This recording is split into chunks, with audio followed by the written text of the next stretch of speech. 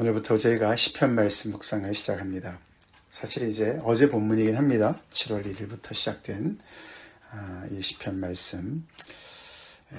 오늘 새벽 예배는 늘 제가 하루 전날 말씀을 일부러 전하죠. 그날 본인이 먼저 말씀 묵상하시라고 제가 하루 이렇게 늦게 말씀을 전하는 것 또 잊지 마시고 매일매일 혼자서 묵상하시는 그런 습관을 들이시기 바랍니다. 시편 1편 우리가 아시지만 이제 매일 성경의 그 구성이 그렇게 돼 있죠. 시편을 이렇게 간간히 묵상하면서 5년 6년의 그 사이클을 통해서 이렇게 마무리하지 않습니까? 그래서 대장정의 시작이 되는 것이죠. 여러분들 시편 많이 사랑하시죠? 저도 이렇게 기회가 있을 때마다 시편을 잘 여러 번 전해드렸고 또 시편을 우리 모두가 또 이렇게 또 암송도 하고 그러는데 오늘 특별히 그 시편 1편을 시작해서 또 감개무량합니다. 1편은 많이들 또 외우시는 그런 또 말씀이기도 하죠. 시편 1편은 시편 전체의 서문이다 그렇게 알려져 있습니다. 그래서 사실 이 시편을 읽으면서 또는 따라 기도하면서 우리가 무엇을 목적하고 무엇을 또 바랄 수 있는가 여러 가지가 있겠지만 이 시편 1편에서 1절에서 그 사람의 모습을 복 있는 사람이라고 표현을 합니다. 우리가 이 시편을 따라서 읽고 묵상하고 기도할 때 우리는 복 있는 사람의 어떤 모습인지를 보게 되고 결국은 우리 또한 복 있는 사람이 될 것을 믿습니다. 복 있는 사람. 사실 여기 매일 성경에도 그렇게 표현되어 있죠. 복 있다라는 번역되는 이 단어는 아슈레다. 근데 그게 행복한 사람이다. 이렇게도 번역이 가능하다고 이야기하죠. 행복한 사람은 어떤 모습일까? 우리 21세기를 살아가고 있는 우리들 누구를 행복하다고 생각하시나요? 내 인생은 행복한가? 내 인생 참 행복하다. 그렇게 생각할 때 무엇이 가장 먼저 떠오르십니까? 우리 하나님의 말씀을 기준으로 해서 생각합시다. 행복하다. 오늘날의 행복한 사람들, 돈 많고 말이죠. 부유하고 이제 그렇게 생각하기가 참 쉬운데 성경은 다르게 얘기를 하죠. 행복한 사람은 어떤 사람인가? 뭐든지 자기 스스로 결정할 수 있고 뭐든지 자기가 마음 원하는 대로 할 수 있는 사람을 행복하다고 생각하지만 전혀 다른 모습의 그런 행복을 또는 복된 삶을 성경이 이야기하고 있습니다. 무엇이 옳을까요? 무엇이 옳을까요? 당연히 성경이 옳죠. 하나님의 말씀이 옳죠. 이 시대가 이야기하는 그런 문화적인 일들에 우리가 고린도 교회 우리가 고린도전서 말씀 묵상을 마쳤지만 고린도 교회도 이렇게 그 당시에 철학의 사조를 영향을 받았던 것을 우리가 생각해 볼 때 오늘날에도 행복의 기준이 굉장히 뒤틀려져 있는 것을 우리가 꼭 알아야 되겠습니다. 그래서 복 있는 사람은 이러고 이제 시편이 시작하는 거예요. 그 150편 전체의 내용이 이렇게 시작을 합니다. 이 복 있는 인생이 결국 이 시편 1편에서 얘기하는데 왜 그 인생이 복되냐? 다른 말로 최고의 인생이 무엇이냐? 우리 다 최고의 인생을 살아야 되겠죠? 이미 또 오랫동안 또 연세 드신 분들도 계시고 내 인생 거의 다 살았다라고 생각하시지만 그렇지 않습니다. 우리 인생 하루를 살아도 최고의 인생을 살아야 되죠. 우리에게 오늘 주어진 삶이 있고 그 인생은 결국 6절에 결론적으로 얘기하는데 여호와께서 인정하시는 인생이 최고의 인생인 줄 믿습니다. 그 1편에서는 이 인생을 두 개로 나누죠. 그렇죠? 두 가지로 나눕니다. 하나는 의인의 인생이 있고 하나는 악인의 인생이 있고 그것을 길로 표현하죠. 의인의 길이 있고 하나는 악인의 길이 있다.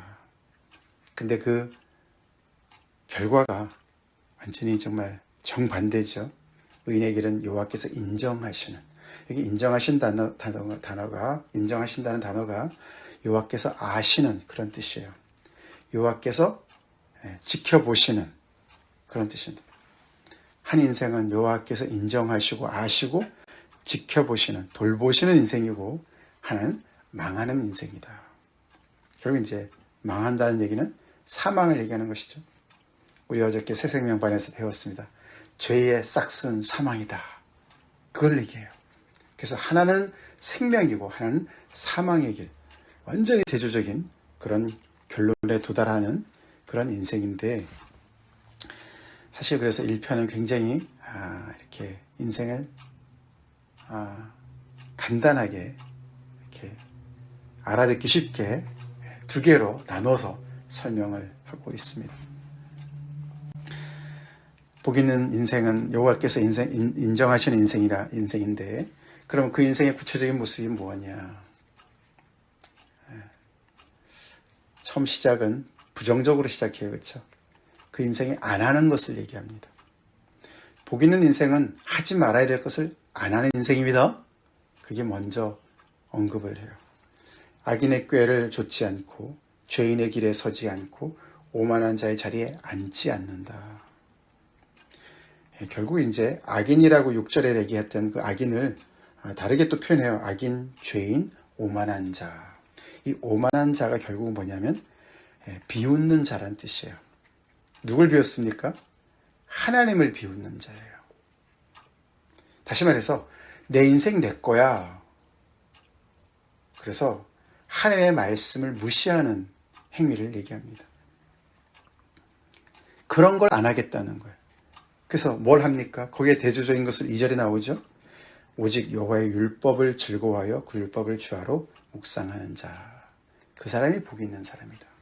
다시 말해서 여호와의 율법을 인정할 뿐만 아니라 시인할 뿐만 아니라 그것을 즐거워하는, 얼마나 즐거워하는지 주야로 묵상을 하는 그런 사람이다. 다시 말해서 내 인생에 어떻게 살아야 될지를 내가 스스로 결정하지 않고 내가 판단해서 내 나름대로 기준을 세워서 난 이렇게 살 거야, 내 양심에 따라 살 거야, 아니면 내가 판단해서 세상의 여러 가지 도덕과 가르침 속에서 내가 좋아하는 것만 선택해서, 아니면 어떤 다른 인간의 어떤 가르침을 따라서 내가 이렇게 살 거야, 내 스스로 결정하지 않고 하나님의 가르침에, 율법은 토라, 그렇죠? 토라, 하나님의 교훈에 내가 항상 열려 있어서 그 말씀을 내가 늘 받아들이는 인생 살 거야.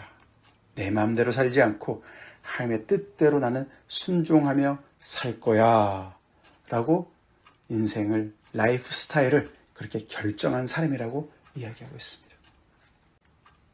그래서 주야로 묵상한다는 그런 뜻이에요. 이 묵상이라는 단어가 되새김질한다 그런 뜻이죠.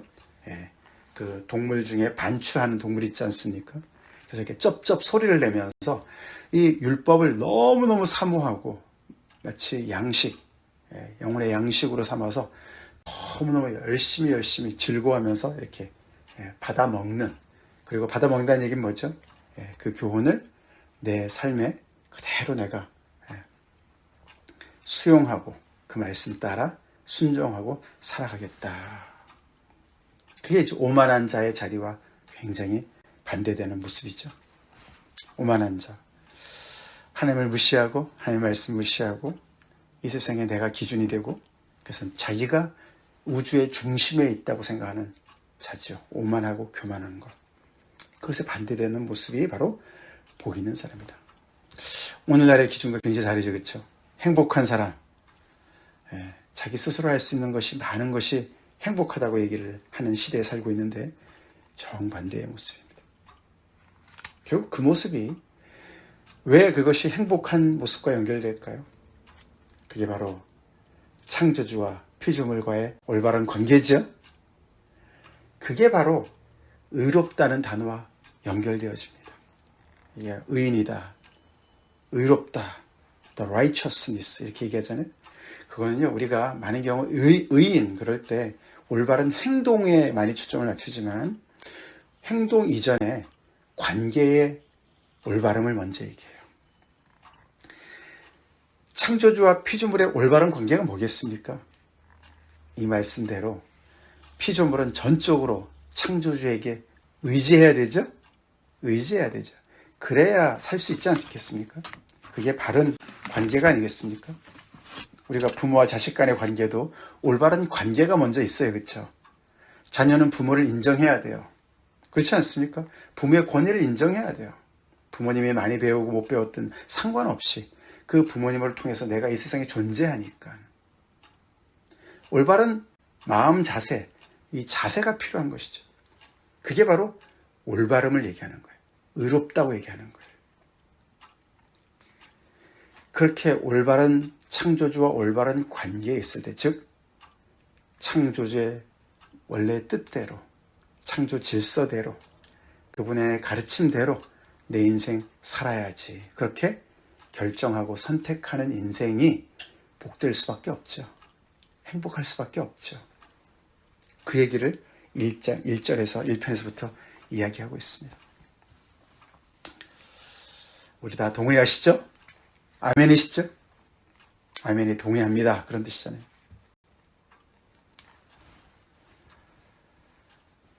그래서 그 창조주와 올바른 관계가 구체적으로 어떻게 이어지느냐. 그 창조주 여호와 하나님께서 당신의 뜻을 알려주셨습니다. 말씀으로, 율법으로, 모세오경으로. 여기 토라, 율법은 토라라는 뜻이죠. 그 토라라는 뜻의 원뜻이 던지다, 그런 뜻이 있어요. 창을 던진다, 그런 뜻이 있어요. 다시 말해서 하나님께서 말씀하신 것은요, 우리 인생들한테 목적을 가지시고 말씀하신 거예요. 창을 그냥 던집니까? 관역을 향해서 던져요. 그렇죠? 그게 하나님의 말씀이라는 거예요. 하나님께서 피조물인 우리들한테, 하나님께서 선택하신 이스라엘 백성들한테 목적을 가지시고 관역을 향해서 던지신 것이 말씀이라는 거예요. 율법이라는 거예요. 그래서 나의 생명인 줄 알고 그 말씀을 묵상하는 거예요. 그래서 그 말씀 안에 내 인생에 행복이 있고 최고의 삶이 있고 지혜가 있고 올바른 길이 있고. 그래서 사실 우리가 율법은 이렇게 우리가 그 신약에서 특별히 그 율법 우선주의자들 때문에 율법을 이렇게 굉장히 그런 어떤 그냥 기계적인 어떤 그런 그 묶이는 것, 이런 것과로 연결하기 쉬운데, 그러나 원래 하나님의 뜻의 율법은 그런 뜻이 아닙니다. 이렇게 즐거워하는 것이고 사모하는 대상이었습니다. 우리가 시편 19편이라든가 119편에 보면 그렇지 않습니까? 너무너무 율법을 사모해서 막 그냥 현기증이 날 정도로, 그렇게 그 율법을 무시하는 자들 볼 때 막 눈물이 그냥 강같이 흐를 정도로 그렇게 말씀을 사모하는 그런 대상이었어요. 우리도 그렇게 하나님의 말씀을 대합시다. 그렇게 대하죠, 여러분들. 그래서 또 이 자리에 나오신 거 아닙니까? 그래서 또 어저께 새생명반 또 이렇게 열심히 또 한 말씀이라도 들으려고 또 여러분들 또 이렇게 나오신 그런 참 복된 모습이죠. 그거를 어떻게 비유로 표현합니까? 복 있는 사람의 모습은 시냇가에 심은 나무로 표현을 하고, 그게 정반대의 악인의 모습은 바람에 나는 겨로 표현을 해요. 사실 시냇가에 심은 나무 그랬을 때 우리가 제일 그 중심에 둬야 되는 그 내용은 뭐냐면, 과실을 맺는 것 물론 중요하고 잎사귀가 마르지 않고 행사가 형통하는 것도 중요한데, 그런 것의 그 가장 뿌리가 되는 것은요,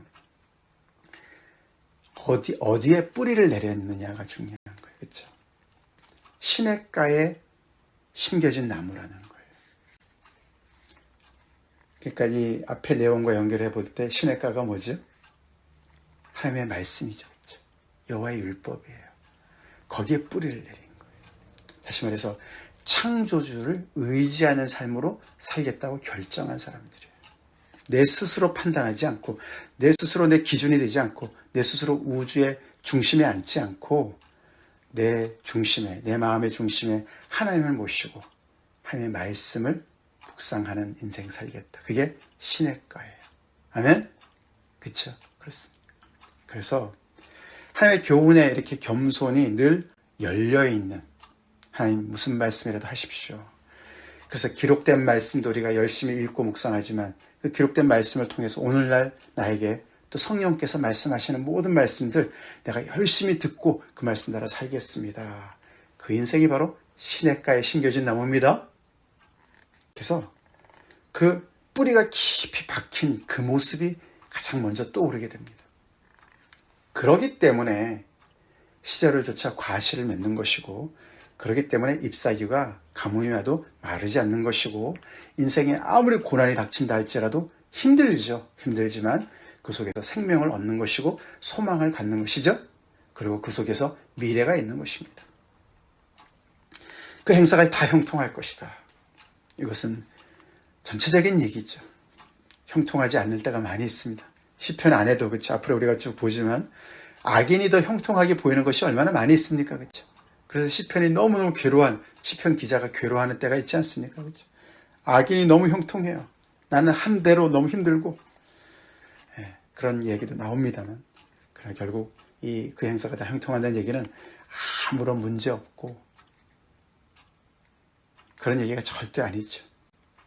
어려운 중에도 그 속에서도 계속해서 갈 길을 제시해 주신 하나님이 계시고, 아멘. 견딜 힘을 주시고, 절망 가운데서도 소망의 그 빛을 주시고, 결국에는 모든 것을 다 끝까지 인도하셔서 여호와께서 아시고 보시고 돌보시고 지켜주시고, 그래서 결국에는 당신의 여호와의 집에 우리를 인도하시는 그날을 얘기하는 줄 믿습니다. 그 인생 전체가 형통한다는 것이죠.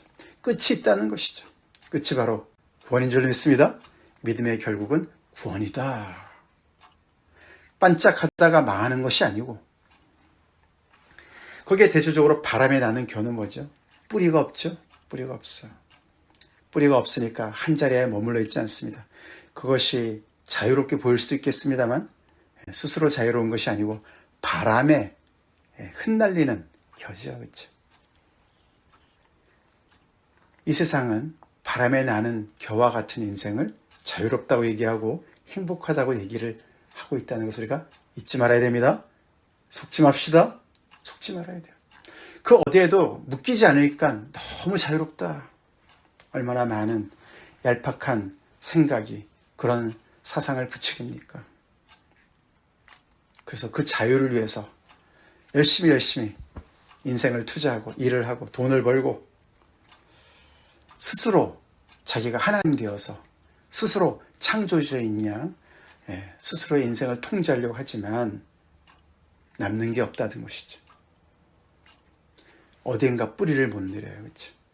그래서 앞에도 보면은 죄인의 모습이 악인이 꾀를 좇는다. 죄인의 길에 서지 않는다. 오만한 자의 자리에 앉지 않는다. 계속 자리가 바뀌어요. 그렇죠? 이게 악인이 점점 더 이렇게 발전하는 점층적인 모습을 보여주죠. 처음에는 이게 꾀를 좇는다는 말은요, 걷는다는 뜻이에요. 악인의 꾀를 따라서 걷다가 죄인의 길에 그 다음에는 서요. 그렇죠? 걷다가 그 다음에는 쓰고 그 다음에 어떻게 합니까? 오만한 자의 자리에 앉아요. 점점점 굳어지는 모습이죠. 그렇게 굳어지는 모습이지만 결국은 뿌리를 내리지 못해요. 그렇죠? 세상의 풍조는 계속 바뀌어요. 사조는 바뀌어요. 이렇게 하면 행복한다.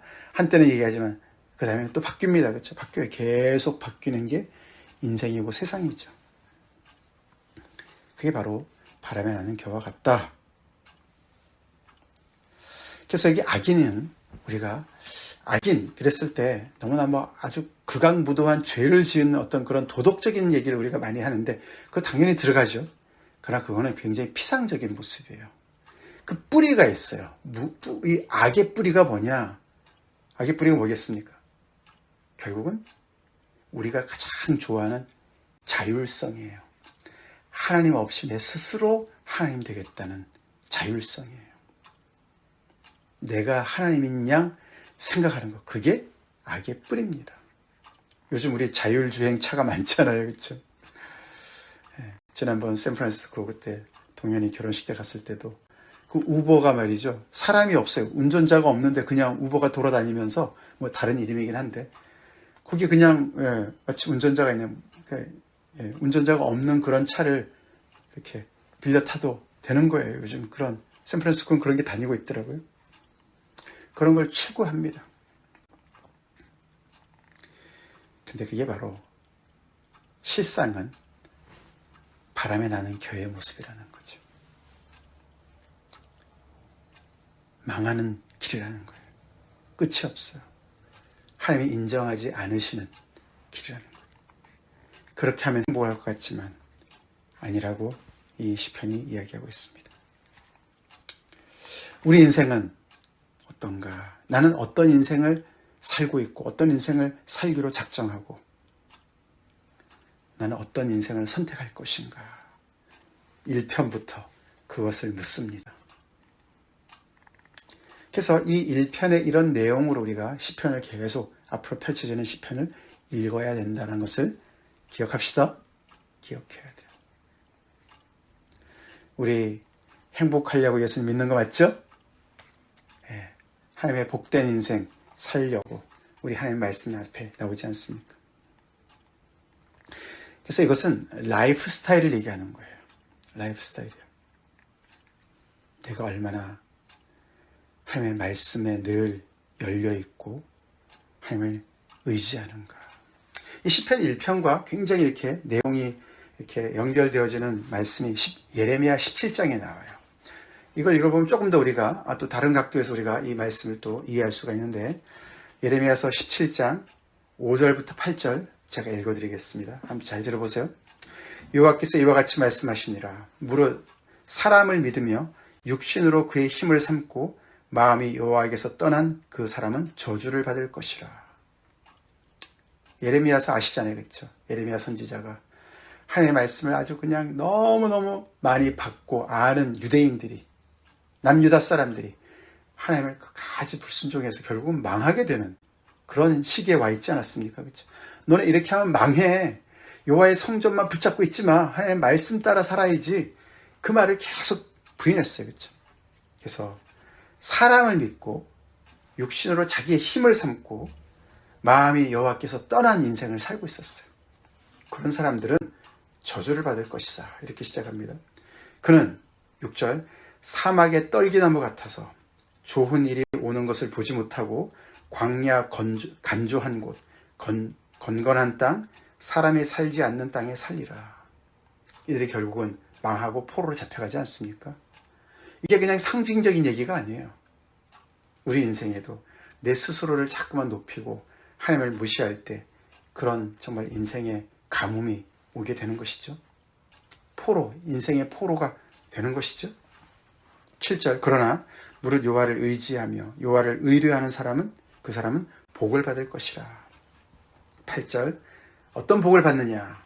그는 물가에 심어진 나무가 그 뿌리를 강변에 뻗치고 더위가 올지라도 두려워하지 아니하며 그 입이 청청하며 가무는 해에도 걱정이 없고 결실이 그치지 아니함 같으리라. 아멘.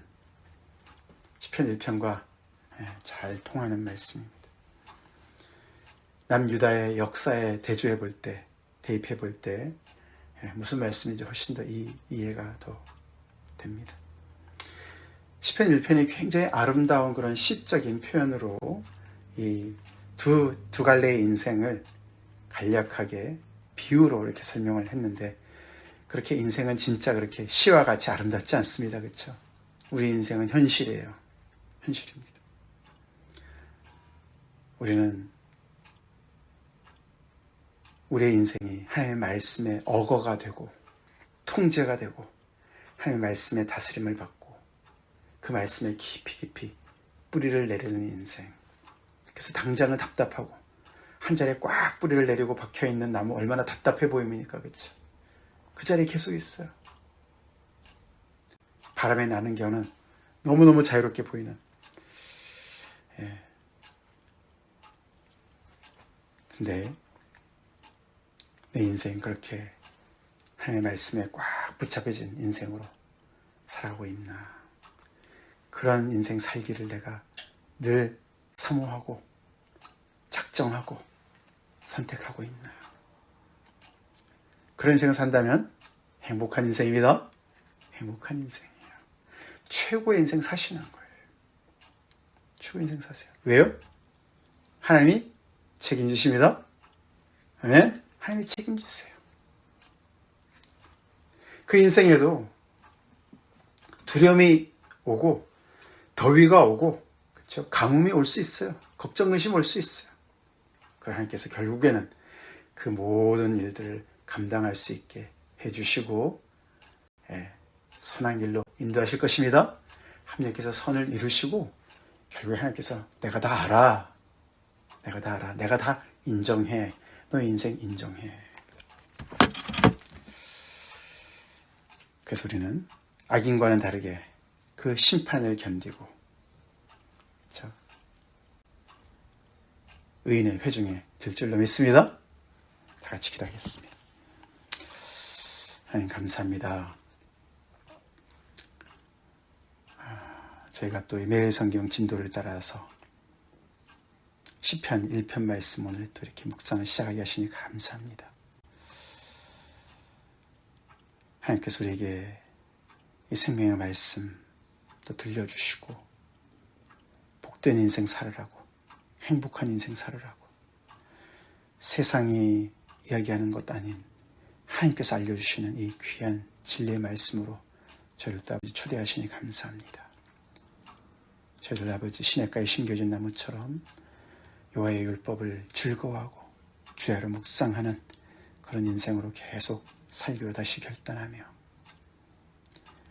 하나님의 말씀에 늘 열려있는 순종하는 삶 살기를 다시 한번 주님 앞에 고백합니다. 주님, 저희 인생을 아시는, 인정하시는 하나님의 그 길, 그 인생 살게 하여 주시옵소서. 힘들어 보여도 그것이 최고의 삶인 것을 우리가 늘 잊지 않고 시대를 조차 살지 않게 도와주시옵소서. 우리가 이런 삶 살게 하시고 우리 자녀들이 이런 복된 인생 살게 하여 주시옵시고 이런 복된 인생을 살도록 같이 가자고 또 전도하는 아버지 하나님의 또 우리가 되게 하여 주시옵소서. 예수님 이름 받들어 간절히 기도 올려옵나이다. 아멘.